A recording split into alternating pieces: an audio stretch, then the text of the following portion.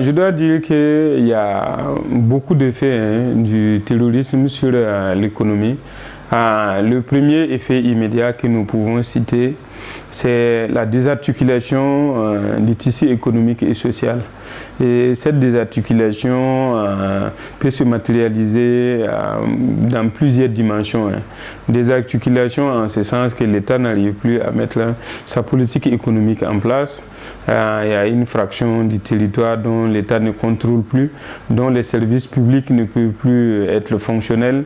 Donc en ce sens, c'est déjà une désarticulation à ce niveau.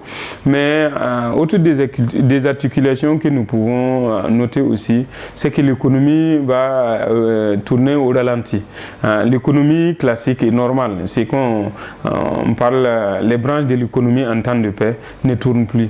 Et matériellement, c'est l'économie de guerre maintenant qui devient en vigueur. Et donc, en termes de ce que moi j'appelle l'économie en temps de paix, la vie de tout ce qui est tourisme et hôtellerie, c'est essentiellement bloqué et nous voyons bien les conséquences de ce blocage du tourisme et hôtellerie, en ce sens que même si le tourisme ne pouvait plus apporter encore des choses, au moins c'est l'hôtellerie, mais du fait que la mobilité des gens est essentiellement réduite, alors cela a des conséquences beaucoup plus désastreuses sur le plan économique. Sur le plan social aussi, qui n'est pas forcément moi mon domaine, mais on peut dire qu'il y a aussi une désarticulation, parce qu'il y a une méfiance maintenant entre les agents économiques, méfiance entre les différentes ethnies, méfiance entre les groupes religieux, et là c'est totalement une désarticulation, et j'allais dire que ça n'aide pas essentiellement l'économie. Si on prend les leviers classiques de la croissance, le terrorisme freine la croissance économique, ça freine le développement, ça inhibe même totalement les efforts du gouvernement, mais même les efforts du secteur privé sont inhibés, en ce sens que les opérateurs économiques ne peuvent plus faire des prévisions, il y a l'espace qui est réduit, il y a un marché qui est réduit, et donc essentiellement il y a beaucoup de facteurs, et ça tue même l'économie en ce sens, cette désarticulation, et le terrorisme n'est pas une bonne chose. Et pour pouvoir mieux comprendre ça, il y a des auteurs qui ont travaillé sur ça. Nous pouvons citer le nommé Collier et Hoffler. Ce sont des économistes de référence qui ont quand même travaillé sur l'économie du crime et l'économie essentiellement en temps de guerre et l'économie du terrorisme.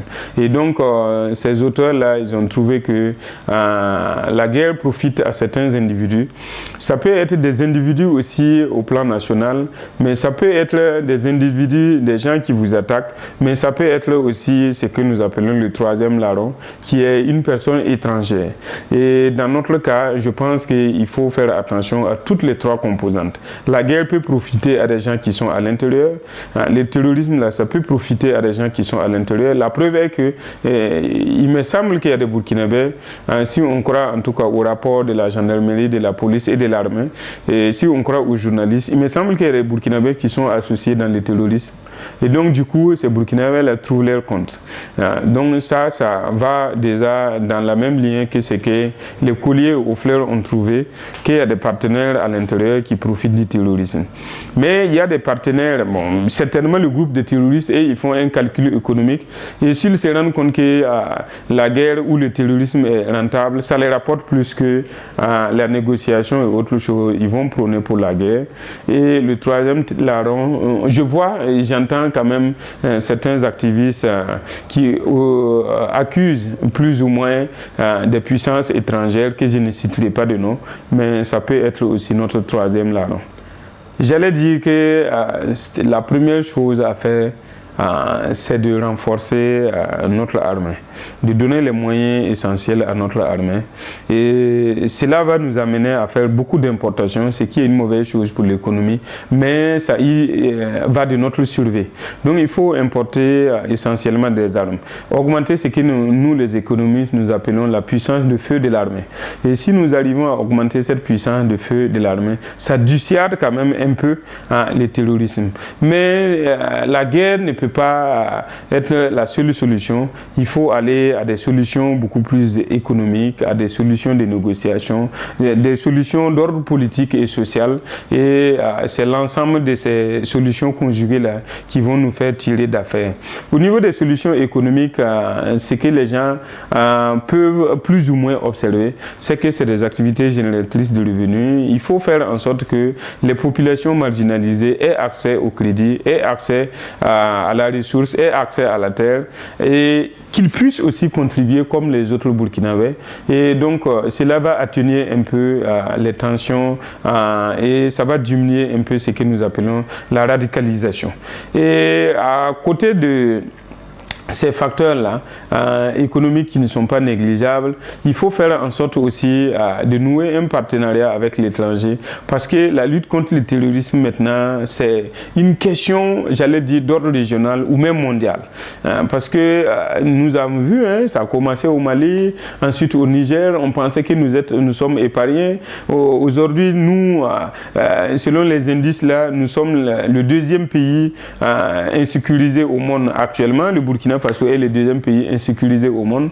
Et si on croit en tout cas aux indices d'insécurité, c'est ce que les indices disent. Et actuellement, il y a le Togo qui commence à être attaqué. Donc ça aussi, ce sont nos voisins. Et donc du coup, je pense que personne n'est épargné. Et c'est dans l'union que nous allons ensemble pouvoir vaincre le terrorisme. Et si quelqu'un pense que comme lui, il n'est pas attaqué actuellement, il est épargné, je pense à mon humble avis que c'est une erreur. Je pense qu'en termes de modèle économique, ce qu'on ne dit pas très souvent, c'est que la corruption peut engendrer des conséquences. Et les conséquences de la corruption, ça peut aller jusqu'à une certaine radicalisation et même jusqu'au terrorisme. Parce que très souvent, nous allons qualifier un groupe de personnes de terroristes. Mais ces groupes de personnes-là aussi vont considérer l'autre camp qu'ils combattent contre des terroristes. Parce que le terrorisme, par définition, c'est quelqu'un qui revendique quelque chose à travers la force.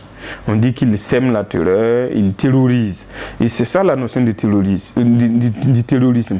Et donc, en ce sens, ceux qui sont en train de revendiquer, encore faut-il clarifier les revendications, mais actuellement, ce n'est un secret pour personne qu'il y a une bande quand même qui se situe entre le Mali, le Niger, le Burkina, en allant vers la zone de Fada jusqu'à la frontière de Bénin, comment on appelle ça, Bénin-Togo, jusqu'à faire des débouchés sur la mer. Je pense que c'est cette bande que des individus recherchent. On ne sait pas si leur intention c'est d'en faire un pays ou bien c'est de désarticuler carrément l'économie, les dispositifs étatiques de nos États, l'ensemble de nos États vers cette zone pour pouvoir exploiter, il me semble, des ressources du sous-sol.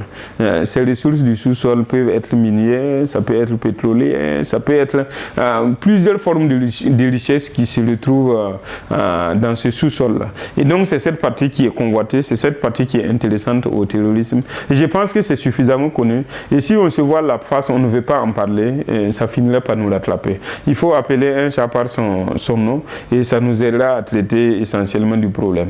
Et donc, je pense que si on arrive à trouver des stratégies pour contrecarrer l'avancée de ces terroristes dans cette zone, ça serait déjà un pas de gagné. Mais la solution, je pense que c'est une solution régionale qu'il nous faut et non pas une solution étrangère. Aussi, une puissance étrangère, soit-il puissante, ne pourra vaincre le terrorisme sous nos cieux. Parce que c'est la volonté des acteurs, il me semble, qui doit prévaloir, les acteurs de l'économie locale qui doivent prévaloir pour que nous puissions éradiquer ce que nous appelons ensemble le terrorisme.